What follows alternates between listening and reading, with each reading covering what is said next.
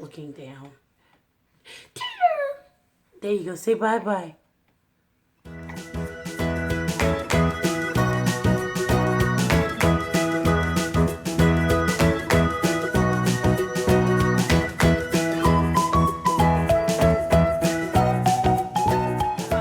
Welcome back to my channel. I'm pretty sure you guys can see from the title what this video is about. This is my breastfeeding update. Because we did Taylor's 2-month update so late in the month, I decided to skip her 3-month update, go straight to 4 months when she turns 4 months, and I'm going to give you guys a 3-month breastfeeding update because today baby Taylor is 3 months old. Say hi, Taylor. So today baby Taylor is 3 months old, and we have been breastfeeding exclusively for 3 months. We have not introduced any formula, but it's definitely been a rocky road. So I wanted to give you guys some updates on how breastfeeding was going for me, and what's working for me, what's not, and what's to come. So first I want to give you guys a little bit of backstory on what's been going on. About a month and a half ago, look at her little feet. Like, about a month and a half ago, I got, when Taylor was about 7 weeks old, I actually got mastitis. Mastitis comes from clogged milk ducts, sometimes from oversupply. So I actually got a clogged milk duct, and I actually got a breast infection, and I had to get on antibiotics, and it was awful. If you ever have had mastitis, I'm pretty sure you know it's crazy. It's scary. What happened is I went to bed normally at about midnight. I woke up at normal at midnight. I woke up at about 3 a.m. and I was freezing. I was chattering. So now Tiana's joined us. Anyways, so I woke up at 3 a.m. and Tiana, you're such a distraction. I woke up at 3 a.m. and I was totally freezing, chattering teeth, full on chills, but I didn't really think anything of it. I didn't think it had anything to do with breastfeeding. So then I went back to sleep and I woke back up at 5 a.m. and I was burning hot, sweating, took my temperature. I had a temperature of 105. I called the emergency room. They told me wait till my office open at 8 o'clock. So I got there at 8 and the doctor said it was definitely mastitis. I had red spots on my breast and it was just very scary. Devin was terrified. I was terrified. I didn't think. My sister-in-law told me I was having congenital heart failure. So we were really terrified. But we came on the other side of that. So I got past that. Oh, and if you ever have breast infection or anything like that, you have to keep nursing. And you're already in so much pain. So it's really hard. Okay, I'm not exactly sure what I was talking about. But I'm pretty sure it was about the mastitis. But it was a very crazy experience. It was very scary. I actually thought my breastfeeding journey was going to end right there, but it didn't. I pushed through, and it was extremely painful. So I went on to go talk to a lactation consultant to figure out why wasn't Taylor really draining my breast correctly? Why was I getting mastitis? Why was it still hurting? It's always been very painful since I brought Taylor home. So then I finally figured out that Taylor has a lip tie. If you're wondering what a lip tie is, it's one of the ways that can make breastfeeding very painful for you. And it's usually an attached piece of skin underneath the bottom lip. The top lip right here. You'll see that on your face. Sometimes it's right there. Or a tongue tie. Taylor doesn't have a tongue tie, but another thing to look at if you're having some trouble breastfeeding is underneath the tongue, which will be an additional piece of skin.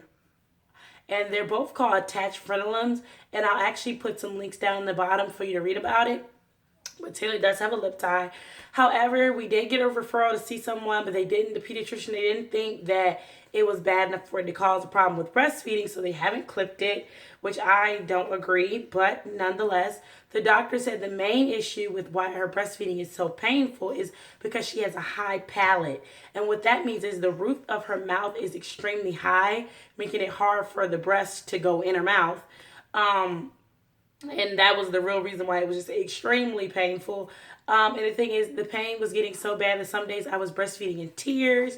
My nipples were always cracked. They were always bleeding. And I really just pushed through. So the first 3 months, I did make it through that. And I really was just kind of like wanted to give up sometimes. I wanted to get formula. I wanted to do everything. And there's nothing wrong with if you need formula for your baby. Of course, I just wanted to give it my all. Like I've said, other things is I'm always really big on, leaving it on the field. And I wanted to make sure if I did switch over to formula or that I exhausted every option that I had. And one thing that happened was that I realized that if Taylor breastfed in different positions, that that it would hurt less. But every time I found a better position for her to breastfeed in, such as this one, I'm going to show you guys a little bit. I don't know if you guys can see. I'm going to try and sit up, but I almost put that in my mouth. So you hold the baby like this. You face them to you, belly to you. You take your arm, put it on the back of their neck, not their head, and then you bring them to the breast like this. That did work really well. Whoa, Taylor. That worked really well for a while, but eventually Taylor she learned what was comfortable for her mouth type, and it went right back to painful. So every time I found a new position that worked better for her, she kind of slipped right back into kind of her old habits. So yeah, that was every time. That's just how it kind of went. So now that we're at the 3-month mark and Taylor has been exclusively breastfed for 3 months, I have began to think about supplementing with formula just to kind of give my breasts a break. But I don't want to jump into that too quickly. So my first option right now is to try a nipple shield temporarily. And this is my decision, is to move to exclusively pumping. I hate to pump. I am not one. Some women love it. I don't like pumping. I like to put my baby to my breast. It is quicker. It is easier. It is just carefree. Pumping is a hassle. The washing, the cleaning, the warming the bottles. I hate all of that. But just the trauma right now of how bad it hurts. If I don't do something, I'll end up quitting earlier than I want. I'm not gonna say I don't plan to make it to 1 month, but I try to make small short-term goals. And my short-term goal right now for breastfeeding is 6 months, or when Taylor gets teeth. So that means another 3 months in. So I plan to exclusively pump for the next 3 months, and I pray that will just work for me. I'll definitely be giving you guys more updates on how that goes. If you're trying to look to how to increase your breast milk, which is one more thing I wanted to share, I have a lot of breast milk. I always have a lot of breast milk unless I do dramatic changes in my diet or I'm just really not eating what I need to eat. I always have a ton of breast milk. So I do a lot of dietary things, and I also take Geek. I think that is how you say it. I'll put like the word right here and a picture of the bottle. I take those type of vitamins. I also take flaxseed and chia seeds in my oatmeal for breakfast. I also make lactation smoothies. I make lactation cookies. I lactate it up. So if you guys want to know about any of that, just comment down below. Say, hey, I'd love to hear your lactation recipes, or I'd love to know how, it affects your milk, or if it goes up or down. I also drink mother's milk tea, and those are all called galactinactidiliac and some type of word. The best way to increase your breast milk, as always, is putting the baby to the breast, pumping more, just letting it have the contact, because it stimulates your breast to make more milk. But I have noticed in my own body that those kind of like supplements to help myself have worked awesomely. Like eating oatmeal pies helped me.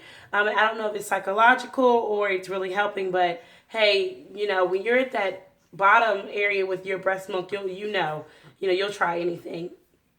So thank you guys so much for watching. I'll make sure I come back. Either I'll share Taylor's 4-month update, or I'll do a 5-month breastfeeding update, or whenever another update comes up about how breastfeeding is going for us, you guys. Thank you so much always for watching. We love you guys so much. Thank you for all your helpful tips and comments. If you have any comments or tips for breastfeeding, don't worry about it. Make sure you put those in the comments. We'll see you guys later. Say bye-bye, Taylor. Taylor. Pizza pie. They like pizza pie. Can you tell everybody bye-bye? Bye-bye, and thank you for watching. Aww.